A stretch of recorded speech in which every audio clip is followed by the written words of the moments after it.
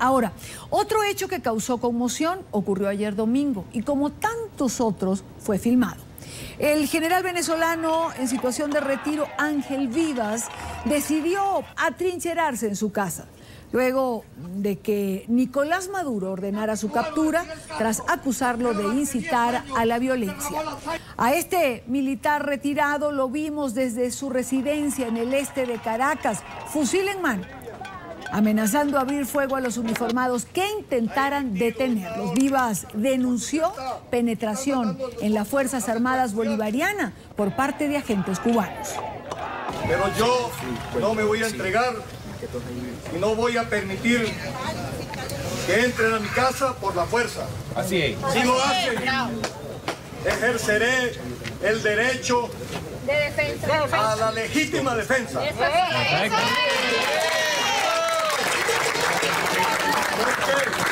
Que me metan preso a mí. Mira cómo se ríen esos que me metan preso a mí por una aberración como esa es un acto criminal y no lo acepto. No me rindo ante el invasor cubano ni ante el traidor que le sirve. Gracias.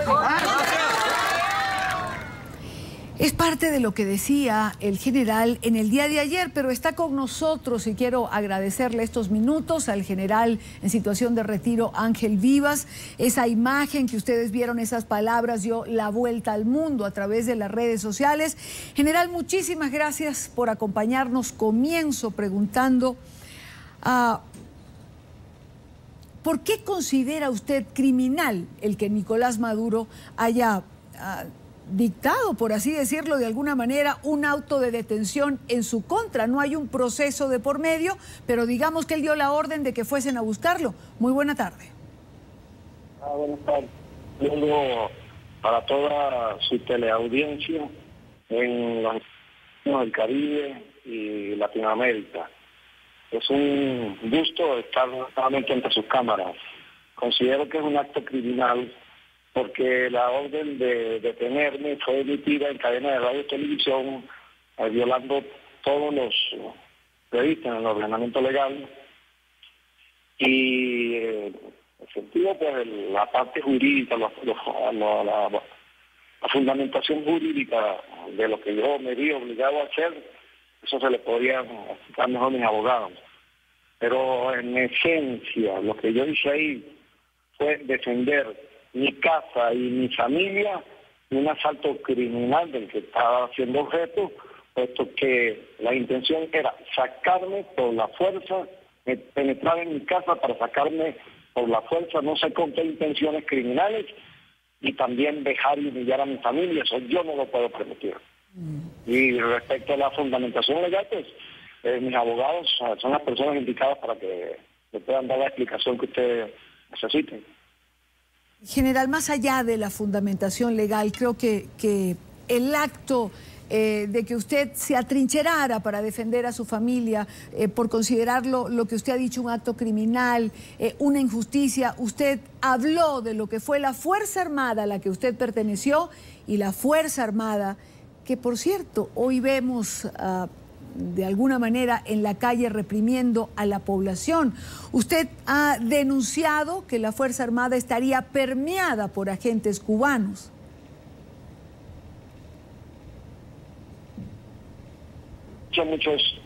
Muchos años ya. Y no soy el único que lo ha denunciado. Hay muchísimas personas que han hecho denuncias, han presentado pruebas militares, civiles, de la penetración y el control cubano sobre Venezuela. Tenemos que recordar que esto tiene antecedentes.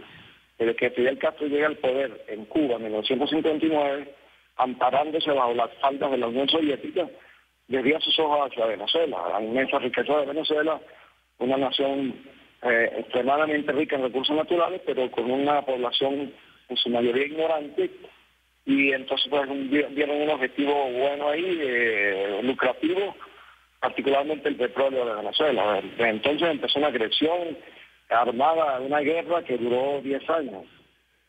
Hay que recordar que Venezuela, el gobierno de Venezuela, en el año 1962, si mal no recuerdo, presentó toda la documentación, huesos expedientes ante la Organización de los Estados Americanos, y Cuba fue condenada por agredir militarmente a Venezuela. Fue expulsada del sistema interamericano por ser un Estado altamente hostil, agresor, particularmente con Venezuela. Pero eso no fue suficiente porque Cuba continuó agrediendo militarmente a Venezuela. Le repito, una guerra que duró 10 años. Por ejemplo, uno de los hechos armados de Cuba en contra de Venezuela fue la invasión de Machu Picchu, donde unidades navales, personal, guerrillero, terrorista entrenado en Cuba junto con Fuerzas Armadas cubanas, fueron entrenadas en Cuba y fueron acompañadas por Fidel Castro personalmente, estados dominicanos, donde los despidió y los arengó en contra de Venezuela. Una de las frases que usaba Fidel Castro en la arenga era la siguiente, voy a hacerlo así textualmente, dirigiéndose a los combatientes que iban a venir aquí a invadir a Venezuela. Los FARC,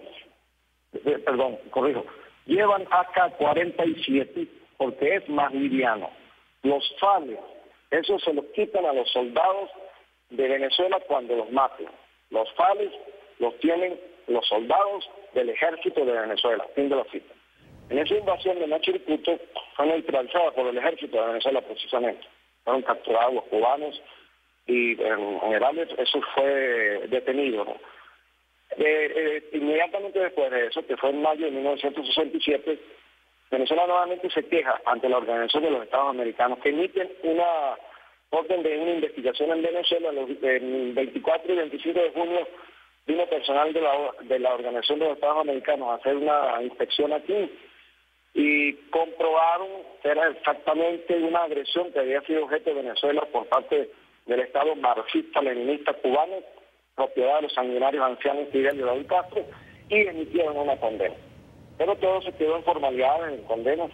Ahí se cometió el error, que yo todavía no encuentro una explicación por qué se hizo.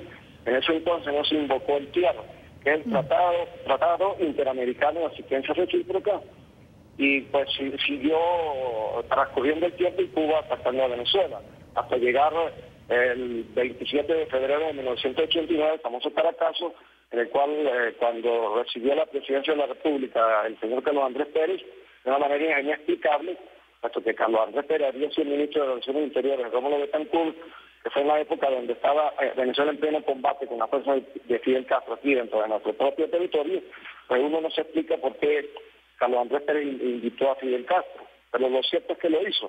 Y cuando llegó a la toma de posesión de Carlos Andrés Pérez, vino con como 300 terroristas de los de él y como con una cantidad enorme, 30 containers o más, no sé, con armamento, munición, material y equipo.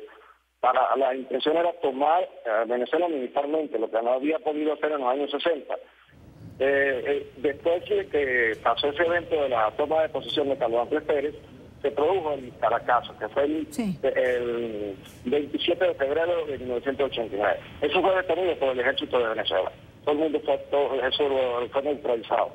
Pero siguieron las agresiones de Fidel Castro, de manera infiltrando gente en las Fuerzas Armadas y en diferentes tipos, en diferentes estamentos del sector político. Recordemos que la política de pacificación del doctor Caldera, cuando se implementó en el año, en su gobierno, se cometió el grave error de todas las personas que habían estado combatiendo durante 10 años bajo la bandera cubana a las órdenes de Fidel Castro contra su propio país. No solamente fueron al acogerse a la política de pacificación, fueron perdonados, sino que aquellas personas que habían cometido crímenes de lesa humanidad, como entre ellos están del asalto al tren del Encanto, una masacre que hubo ahí, pues esas personas, en vez de ir a juicio por crímenes de lesa humanidad, fueron al gobierno. Hoy eran perseguidos por terrorismo y el día de mañana eran autoridades, eran senadores, diputados, candidatos a alcaldes, a gobernadores y una persona que es terrorista al día siguiente es autoridad sobre, inclusive los oficiales del ejército que los están persiguiendo y los están derrotando. Así es que pues llega a esa, en ese sentido sigue avanzando el tiempo. Fidel Castro con su gente que la tenía infiltrada dentro del gobierno sigue tratando de manejar la situación política en Venezuela, desestabilizando para tomar el poder, y se generan los dos famosos intentos de golpe de Estado del año 1992, uno el 4 de febrero con Hugo Rafael Chávez Frías al frente, y el otro, no estaba la misma gente, el 27 de noviembre del mismo año, 1992. En ambos intentos de golpe de Estado, el ejército de Venezuela los contuvo, las Fuerzas Armadas venezolanas los contuvieron, todos fueron presos, los metieron presos. Las Fuerzas Armadas institucionales venezolanas los metieron presos a todos, pero ¿qué pasó?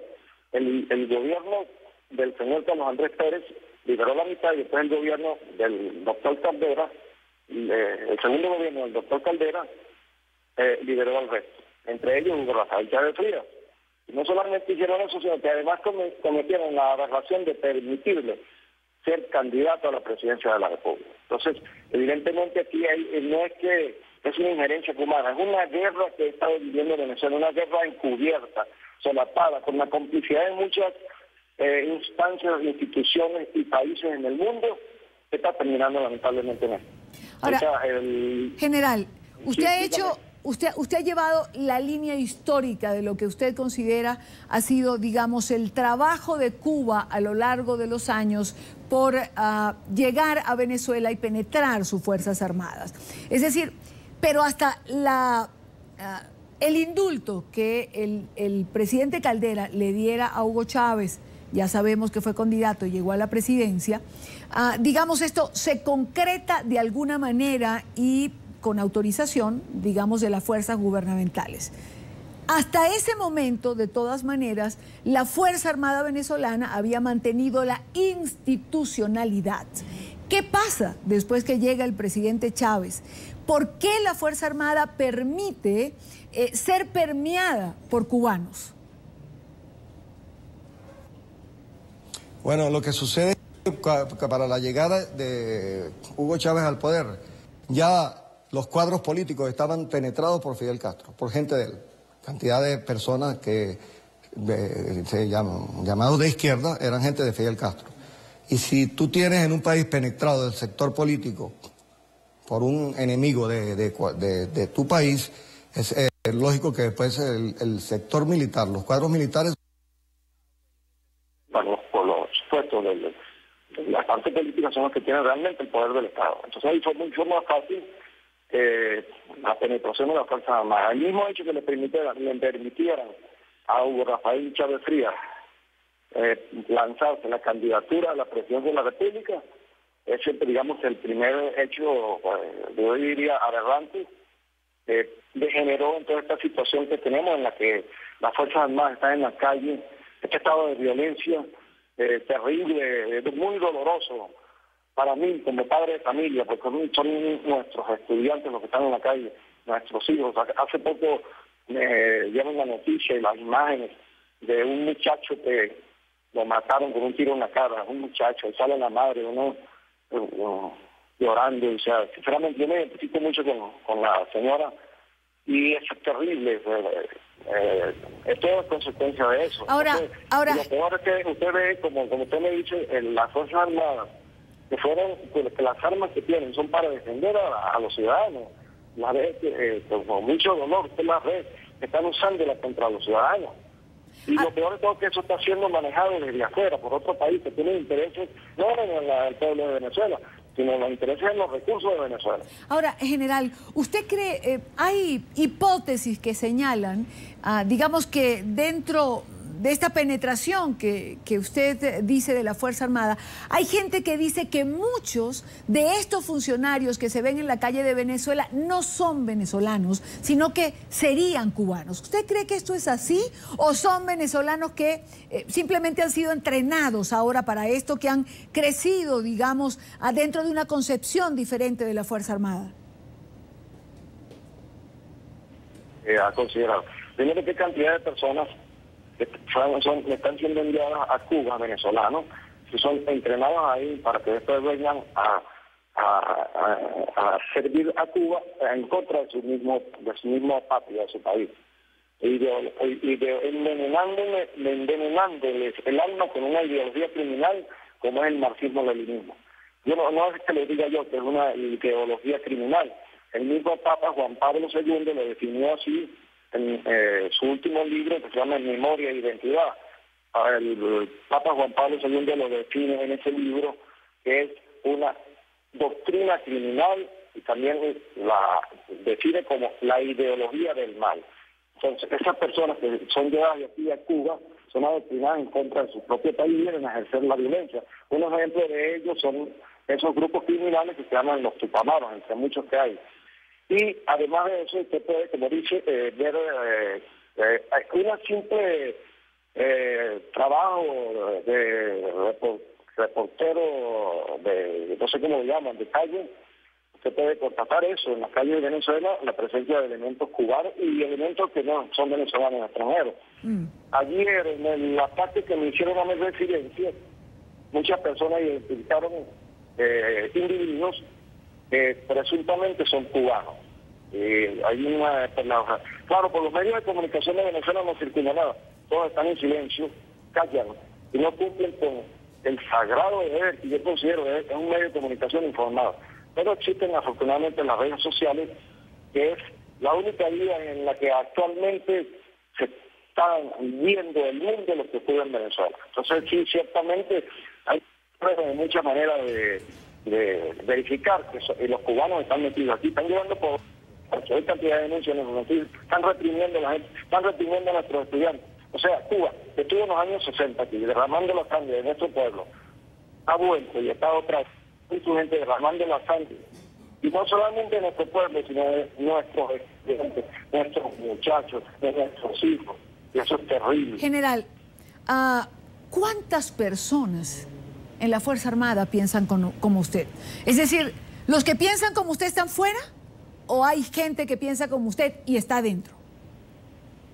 Bueno, en este estado, tragedia nacional, yo pienso, en primer lugar yo no le puedo por otras personas que no sé yo, pero sí estoy seguro que hay mucha gente que si está engañada para la Fuerza Armada Nacional, muchos oficiales, que si no estaban engañados ya han tenido suficiente tiempo y suficientes elementos para hacer determinar que esto no es lo correcto.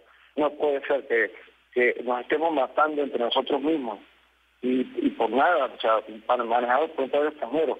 Y son los estudiantes. No puede ser que todos los días están cayendo jóvenes. Jóvenes son los que están cayendo. Esto hay que detenerlo. Ahora, la causa es esa violencia que viene generada, no solamente hacia Venezuela, sí, el veneno del Estado marxista-leninista, de ese Estado altamente hostil, terrorista y narcotraficante, es generado desde Cuba y eso ha afectado a muchas naciones, entre ellas Colombia. General, vayamos ya a su caso particular. Le va a buscar esta comisión en el día de ayer, usted dice que no se entrega, se apertrecha y que usted va a defender su casa, su familia, su honor. ¿Cuánto tiempo piensa usted, digamos, permanecer apertrechado? ¿Cree usted que el gobierno va a permitir que usted se quede allí? Es decir, los vecinos le han defendido, pero ¿está usted dispuesto a que lo maten, general? Yo estoy muy triste por todo lo que está pasando en Venezuela. Ciertamente corro un gran riesgo. El hecho de haberme visto obligado a hacer lo que hice ayer fue precisamente eso, para evitar que me mataran. Y claro, ante lo que me está pasando a mí, lo que está pasando en el país, cada rato me llegan imágenes de un muchacho muerto, una persona herida, esas imágenes horribles que vi por internet del joven que mataron en mi tierra natal, San Cristóbal, con un... Es terrible, y entonces pues eso me lleva a pensar que es más importante el país. Que si bien estoy preocupado por mi propia seguridad, porque es que y estoy muy seguro que esa gente me quiere matar, pues yo creo que debo estar mucho más preocupado por mi país. ¿Por qué? Porque ese es el futuro de mis hijas. Yo soy un hombre que estoy llegando a los 60 años. No sé cuánto tiempo de vida me tiene deparado Dios, pero yo no quiero que ese futuro lo tengan mis hijas, ni los hijos de todos los venezolanos.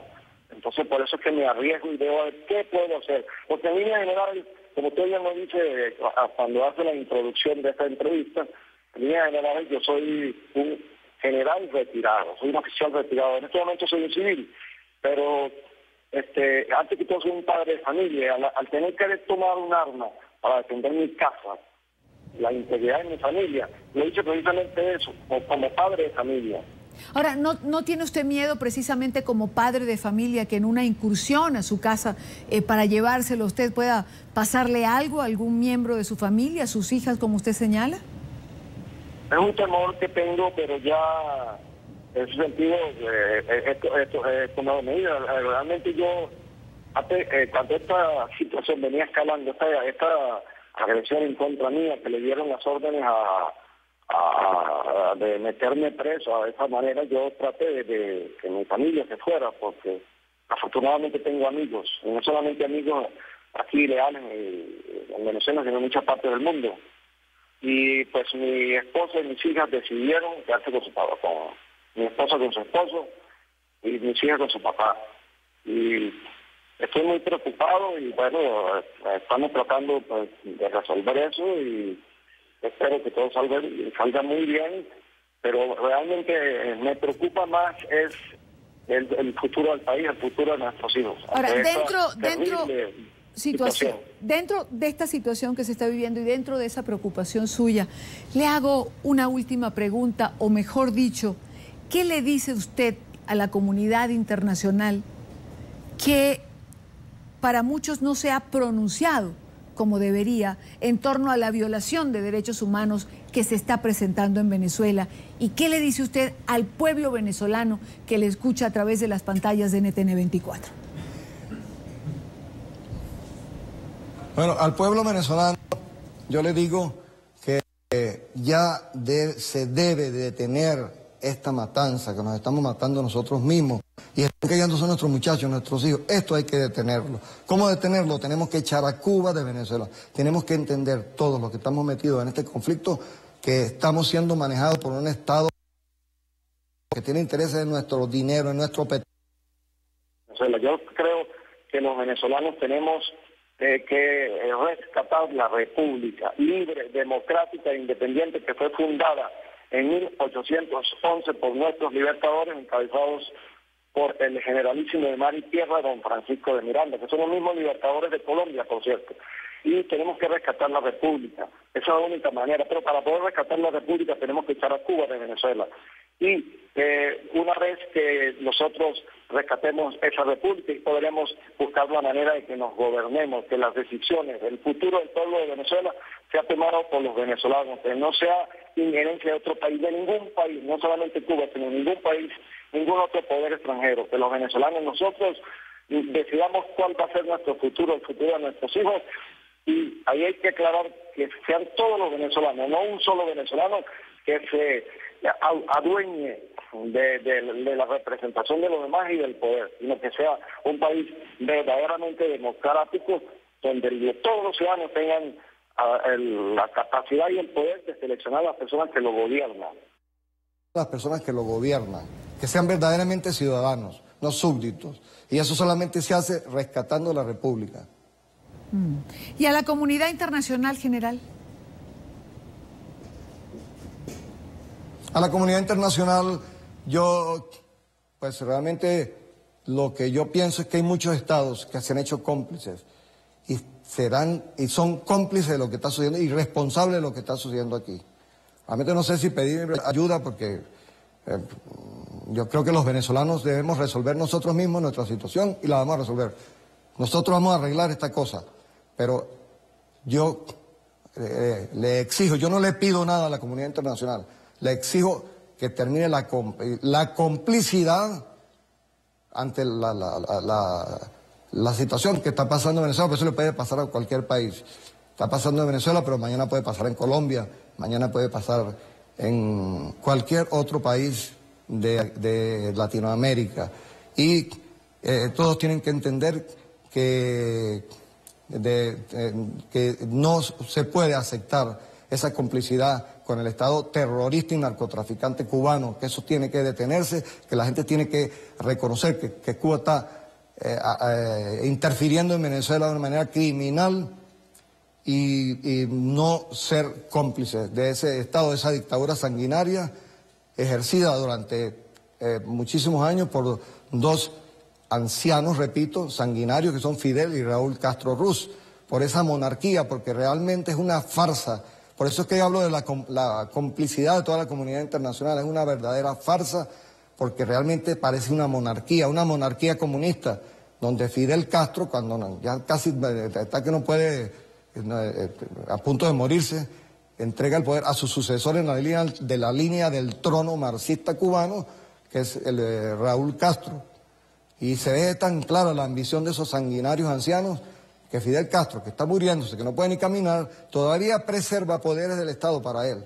Se ve que ni siquiera muriéndose queda alejarse del poder. Entonces, yo pienso particularmente también que las naciones de América tienen que unirse para destruir esa dictadura genocida, criminal, que es ese Estado marxista-leninista cubano, porque es una vergüenza para América, para el mundo.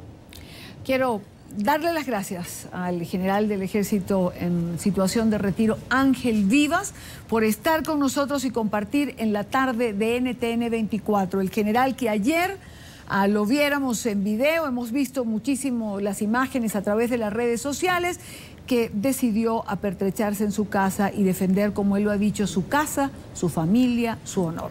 General, muy buena tarde, gracias por estos minutos con NTN. Muchas gracias, Irania.